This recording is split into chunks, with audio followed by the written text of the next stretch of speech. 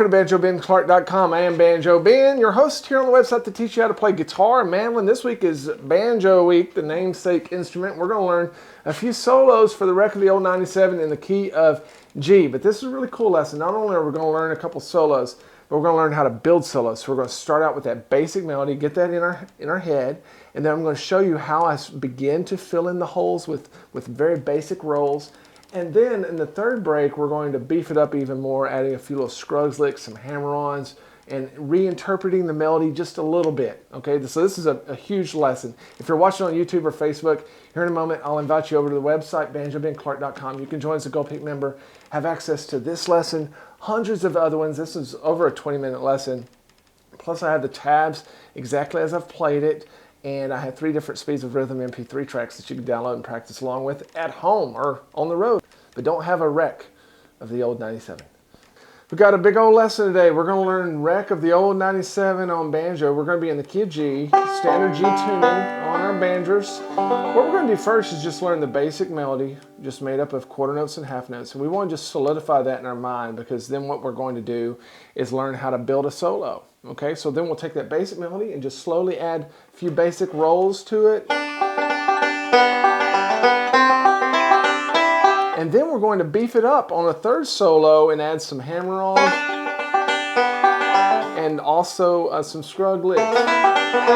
So we have, a couple purposes to this lesson. One is to learn a solo for this song, but also to see how to build solos, because I get asked that a whole lot, and we're going to systematically do that here. Now let's go ahead and throw up the first line of tab. We're going to start with our basic melody here, and I've really stripped this melody down to where the only notes we have here in the first 16 measures are quarter notes and half notes. This is a pretty slow, straight ahead melody.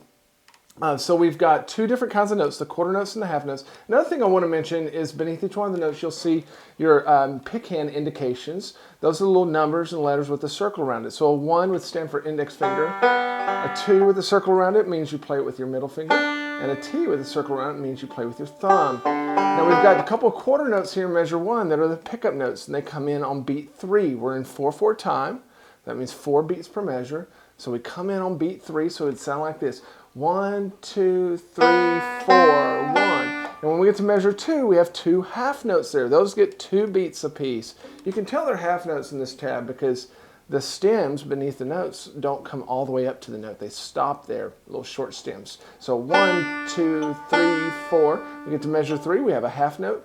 1, 2, and then a couple quarter notes. 3, 4. Now it changes to a C chord here. Measure 4, we have a couple half notes. 1, 2, 3, 4. And measure 5, we have a quarter and then a half. 1, 2, 3, 4. And we have this G note in the melody, and whenever I have that, I'm going to use my 5th string for now. Later on, when we build this solo out, I'm going to get that G note in other ways. Let me just play measures 1 through 6 for you, and we'll do it much slower later on in the lesson. 1, 2, 3, 4, 1, 2, 3, 4, 1, 2, 3, 4, 1, 2, 3, 4, 1, 2, 3, 4, 1, 2, 3, 4. Get to measure 7. We're going to reach up here and grab this A note. This is a half note. 1, 2, 3, 4. Then we have a big, long melody note here in measure 8.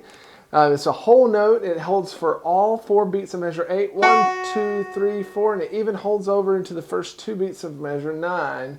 So then we have another half note, the end of measure 9.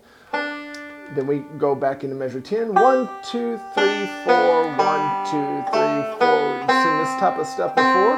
We get to measure 13. 1, 2, 3, 4. All pretty straightforward stuff. We're just wanting to get this melody down. Measure 14 is all quarter notes. 1, 2, 3, 4. 1, 2, 3, 4. 1, 2, 3, 4. And then there in measure 17, the last 2 notes are pickup notes into the second solo. Okay, so what I want to do now is let's go ahead and pull up measure 18. And what we're going to do is we're going to add some basic rolls. So as you can see, I have all of our melody notes highlighted that we just learned. And you'll want to go back and get that basic melody under your hat.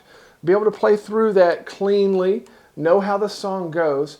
But here's what we're going to do in the second solo starting measure 18. We're not going to mess with any of the melody notes. All of the melody notes are exactly the same as what we just learned in the basic melody. They're in the same place. the same.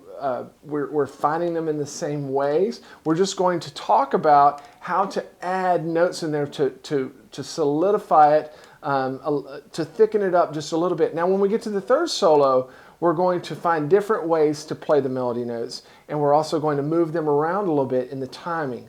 But right now, before we go on, let's play the basic melody very slowly.